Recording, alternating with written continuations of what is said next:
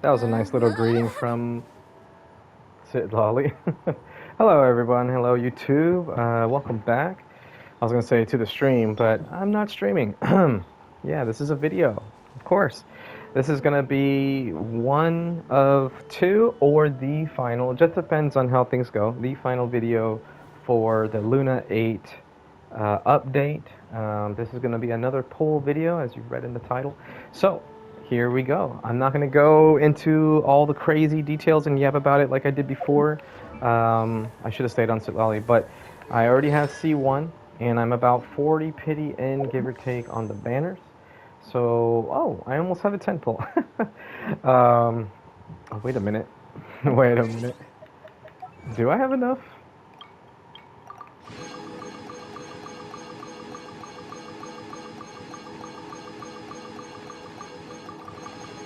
I was gonna say, how fast can I click the button? Oh, we still got another one. Oh, still going. Almost done? Okay, there we go. That's all of the achievements claimed. Hey, I have enough for a 10 pull. Okay, so without further ado, I'm just gonna go right into it. We're gonna go ahead and do a 10 pull, and then I'll go ahead and purchase, do the whale thing, and top up, and get the rest of the constellations out of the way. Or constellation pulls out of the way. So just to go over it one more time, I can't show this on the screen because I'm making this video from my PlayStation console. I don't do it with streaming stuff.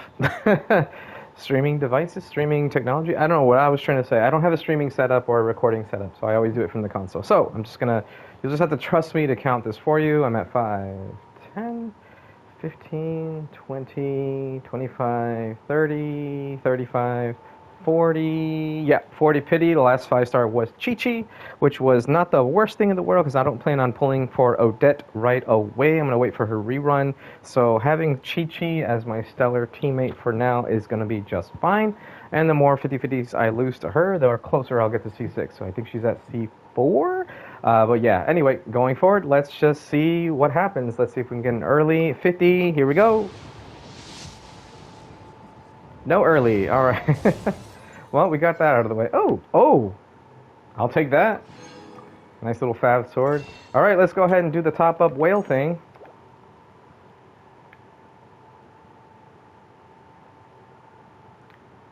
Da, da, da, da, da. And there it is. Okay, so 50 pity in, 60. Too bad I didn't get that early. 70. That's really a shame. Oh! I didn't get a character, but I'll take another fab sword. I'm going to go ahead and do single pulls from here on out. So 71. 72. Okay, 73. Dang, 74. Soft pity now, 75. Please, just get it over with. 76. I should have just done the 10 pull. 77. There it is, 77, and there she is. All right. It's over. We finally have C2 Citlali. I am not pulling for her weapon. That's too much. But in the future, I will want to get Sandrani's weapon because it is just so good for her. All right, let's go ahead and see what this does. She gains EM, and those who are shielded or the thing is following them, they get EM. Cool, so 250 EM. And then also Ascension Talent, Frigid Rain has an effect, or has its effects enhanced while each Papa is on the field. After nearby party members trigger Frozen or Melt, the opponents affected by this reaction will have their Pyro and Hydro resistance additionally decreased by 20% for 20 seconds. That's a total of 40% defense shred. It's a shame because Shilonen already does that, and she pairs well with Shilonen, but for like Mav teams. But there we go. We have the premium support like as far as we can take it right now for both Chaska and Mavuika. But my Chaska is better built than my Mav, so for me, it's for my Chaska. But let's see where this leads us. So I'm going to go ahead and continue recording this, and maybe I'll do a stream later, but for right now, I want to show this in the video. So we'll go ahead and go to Miliastra, and we'll compare. So, oh, I should also show this. So I got an upgrade for my Durin, and now these are what his stats look like. It doesn't look that different than it was before. However, this is what he had before. So just for context, this is where he was before, 69 over 239. But you can see his energy recharge is abysmal, 112. So with that, I was able to go to the crit rate circlet. And he's, oh no, he's getting close to overcap. No, he's not. He's not a Hexarai or anything like that. And then I got this goblet, which I was farming, this support set I was farming for him specifically, for whenever I'm not using Nicole. But then I also have this Sands, and this Sands right here. So I may switch, I don't know for sure. But yeah, this is where we're at. So 130 with 76. And if I really, really want to, 92 over 223 with, again, 130 energy recharge. That's the CV right there. It's about 87 CV. So just over 210. Wait, 13 and 80.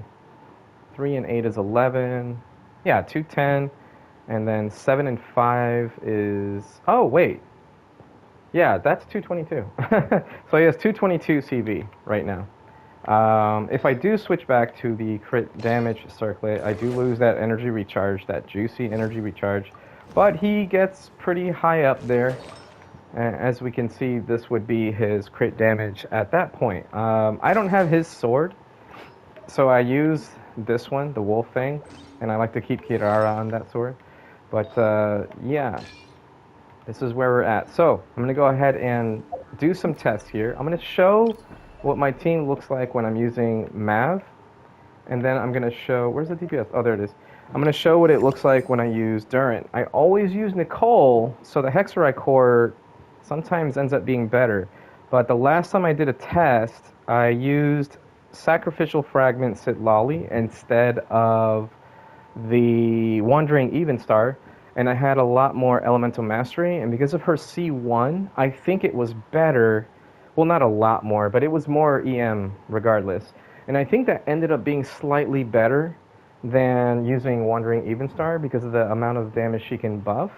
And there was already so many attack buffs on the team. So, yeah, it wasn't entirely necessary. But I did end up getting over 9,500,000 on my Chaska with Nicole, Mavuika, and Citlali. I tried it again with Durin, and I got 9,200,000, but I don't think I had set it up the way I did. And in the past, I switched to dark mode Durin because I thought, oh, that was better for the melt. And I'm starting to realize that technically white mode Durin is better, especially with constellations, even for Chaska. He's not trying to buff animo damage, but you do get pyro swirls, and he shreds resistance even further for pyro when you do a pyro swirl. So even though he's not buffing cryo damage like Citlali would be with Scroll, he's still providing a lot of res shred for pyro together with Citlali. So that was when Citlali was C1. So I ended up doing more with white mode Durin again. I don't know why though, because I switched to dark mode and his personal damage was doing more and I was getting more damage with the team. So I don't know what's going on. It's like every time I realize something, suddenly I'm doing more damage. But then when I was doing with dark mode, when I didn't realize, it was doing better than white mode. I don't know what's going on, but yeah. I'm going to do all three comparisons just for the hell of it. So the first team I'm going to use is Nicole, Durin, Citlali. Now this is going to auto-mute me because Miliastra Wonderland and Hoyoverse and PlayStation 5 whatever thing that they got going on, it always auto-mutes when I go into Miliashra. So I'm just going to mute myself for now. Enjoy the rest of the video and enjoy my misery.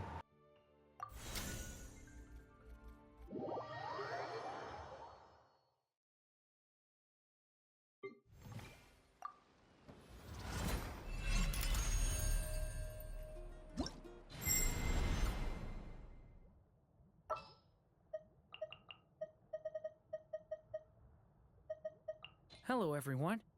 I'm Durin.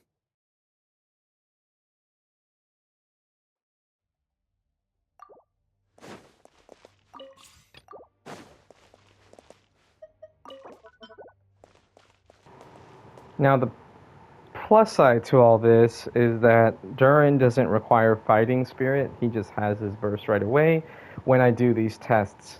However, as far as who's better for Stygian, it's kind of hard to say, but I would probably lean more towards Mavuika, especially during this current Stygian onslaught assembly, whatever, ensemble. Anyway, so let's just go ahead and get these tests out of the way. We'll start with Nicole and then into Durin, into Citlali. And I'm not going to change Citlali's gear. I'm just going to keep her what she's on. She's on full EM with ER substats and sacrificial frags. All right, here we go. Story has only just begun. Leave it. Suffer the wrath of Eastleigh. Show no mercy. Ha! Open fire. Locked on. Locked on. Knock him down. Begone. Decay. New life. Citlali, East Papa, get him. Open fire. Locked on. Mozart. Mozart. I think not. The story has only just begun. Suffer the wrath of Eastleigh. Get to work. Show.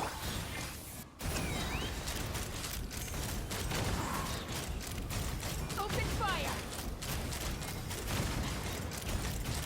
Mozart. While I hit 10 million, but this motion sensor thing is killing me right now with the controller. I was trying to like walk over to my fan in my room and turn it down, and then I kept misaiming stuff, and then for some reason the skills weren't going off quite when I wanted them to. So I'm going to redo that test because that was barely an improvement, and the rotation was just terrible. Like I said, before I hit 9,200,000, so barely an improvement. Let's try again, and then I'll switch to dark mode Durin. All right, here we go. Story has only just begun. You two! Time to end them! Fulfill a... Let's fly!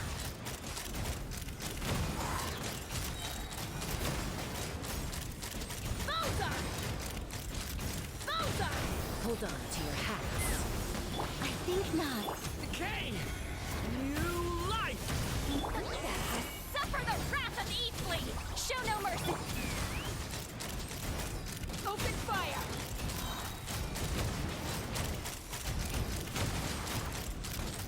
Mozart! Mozart! Decay. New life. What? Citlali, East Papa, get him! Get to work! Ha! Open fire! Open fire! Mozart! Knock him down.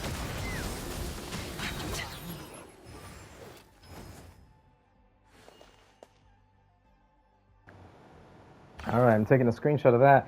Okay, so that was much better. It was about 100k more DPS. My Chaska went from like 700k to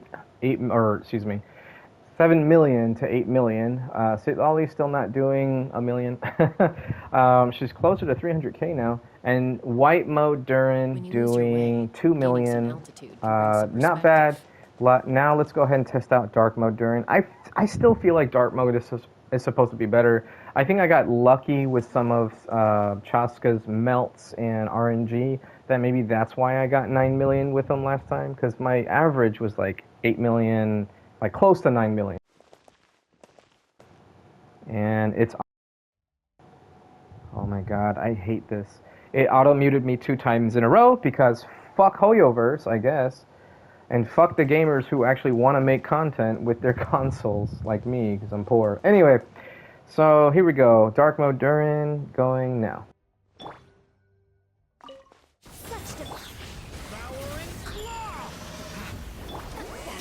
Suffer the wrath of Eatly! Get to work! Take up! Locked on!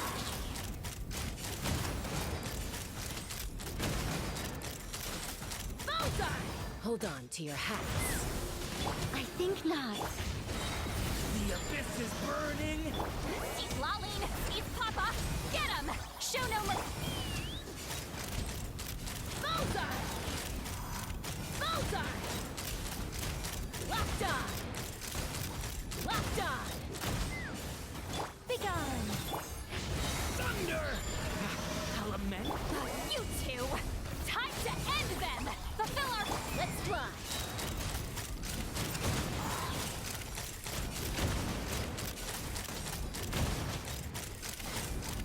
Knock him down.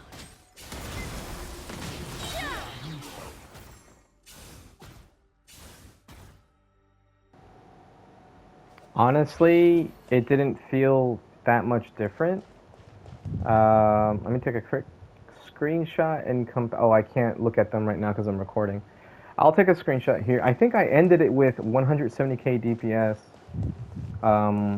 like for the last hit. I don't know what I peaked at for my DPS, but the overall damage being 10 million is concerning. I guess white mode is Durin is better. I don't know. It feels so close, but I feel like white mode was better. Chaska got more damage when it was white mode, so the damage that Durin was outputting by himself during dark mode, it didn't feel that impactful. I don't know. I guess I would have to do multiple tests to see, but I feel like that was a pretty good rotation. Like there's nothing much I could have changed there. All right, let's go ahead and switch to Mavwika, and it's gonna mute me, so I'm just gonna mute myself now. So here we go.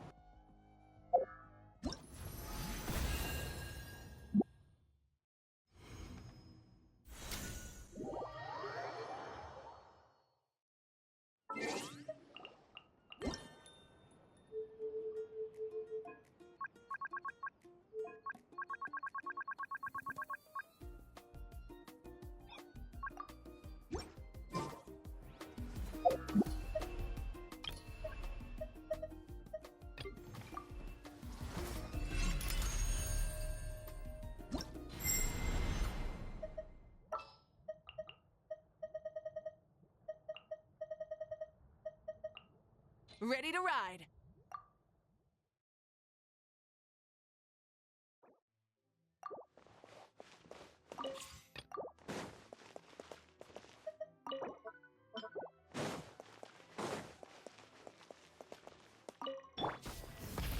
Get to work! Locked on! Open fire! Bullseye!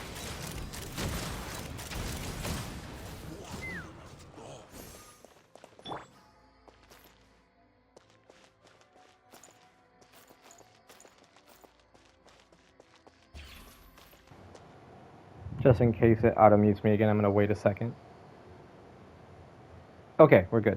So the reason I did that, what I just did, was just to charge Mavwika's burst. Now here's the real test. Try it!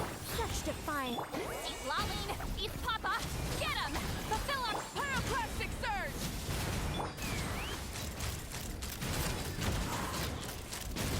Locked on! Fire in the hole. Full throttle! Begone! You two! Time to end them! Show no Wrath from the sky!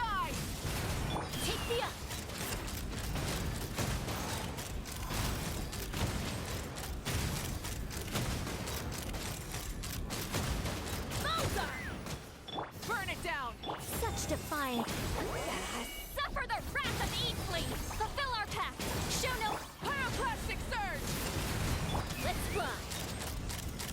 Bullseye! Open fire! Bullseye! Knock him down. Locked on.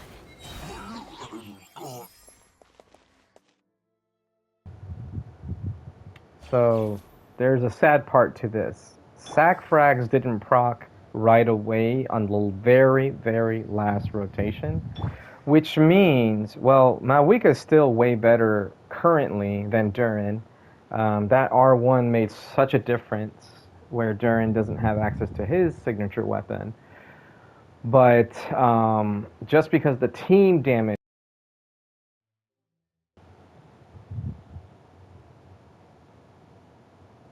I really hate Miliastra. Okay, I think I can talk again. Because the overall team damage went up. It was just so much better with Malwika. Okay, I'm going to try one more test. Let me see if I can get the rotation down. Hopefully I'll still crit with Malwika because now she's not on 100% crit rate. So let's see where it goes. Here we go. Try it! I think not. Citlali, eat Papa! Get him! Fulfill our Light of the blazing sun! Take me up! Locked on!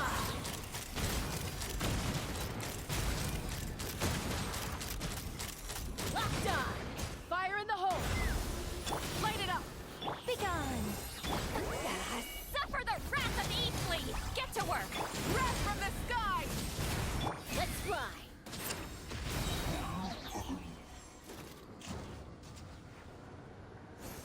Of course she didn't crit. Of course she didn't crit. Rev the engines! Why would she crit? Why would she even bother critting? What would be the point in letting Malwika crit? Oh my god.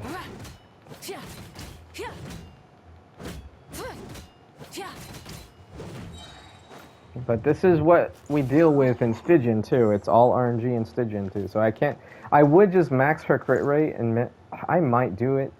Actually, I'm just gonna fucking do it. Alright, we're just gonna do max crit rate. But this is not a true test anymore when you do that. But at least this gives us the idea of the maximum potential. Problem with doing this is that like Nicole and Citlali will always crit too, so even their numbers will be weird. Actually, hold on. Whoa, what is this?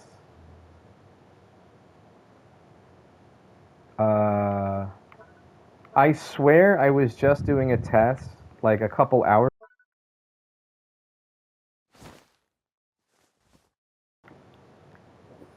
I'm gonna lose my freaking mind with Miliastra auto-muting me over and over and over again.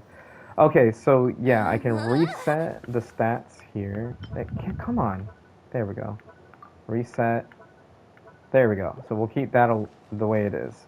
Alright, this is kind of a true test now. It's just assuming that we'll always crit and Mav. So here we go.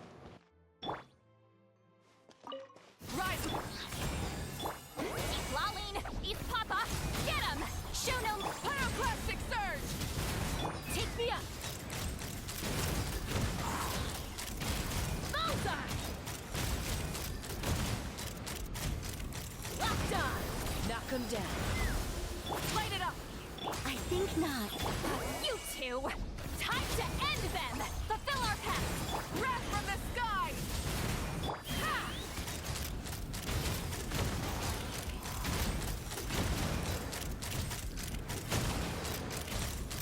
Open fire!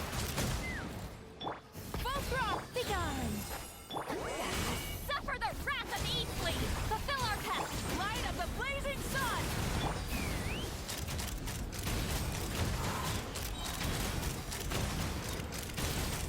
Open fire! Fire in the hole!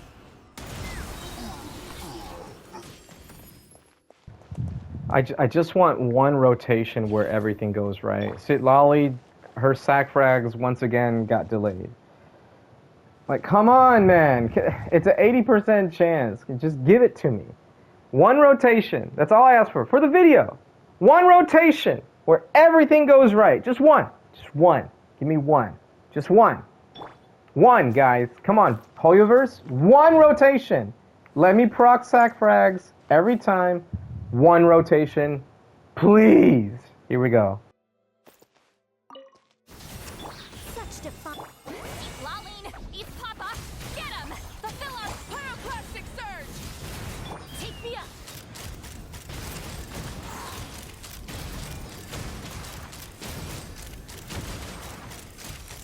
Open fire! Knock him down. Burn it down! Be gone!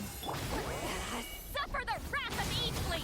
Show no mercy! Wrath from the sky! Ha!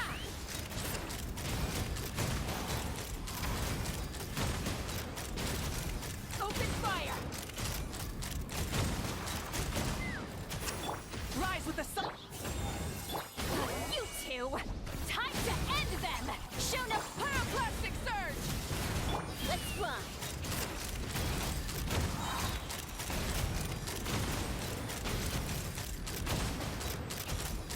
Bullseye! Fire in the hole!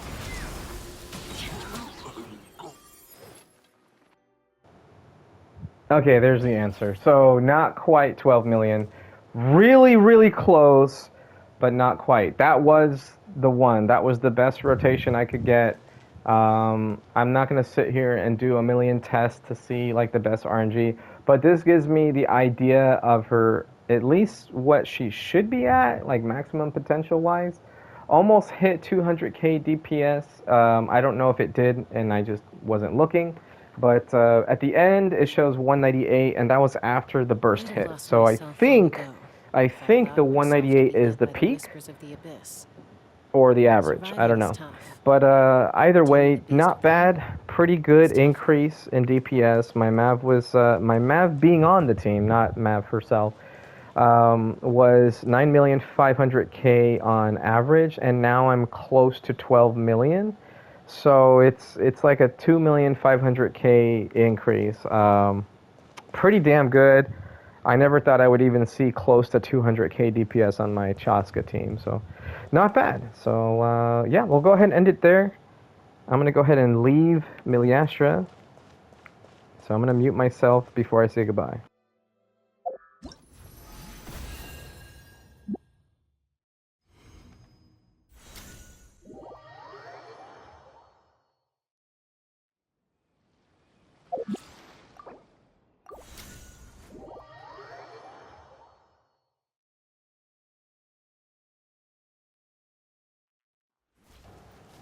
Alright, and we're back. Hello, YouTube! No, I'm kidding.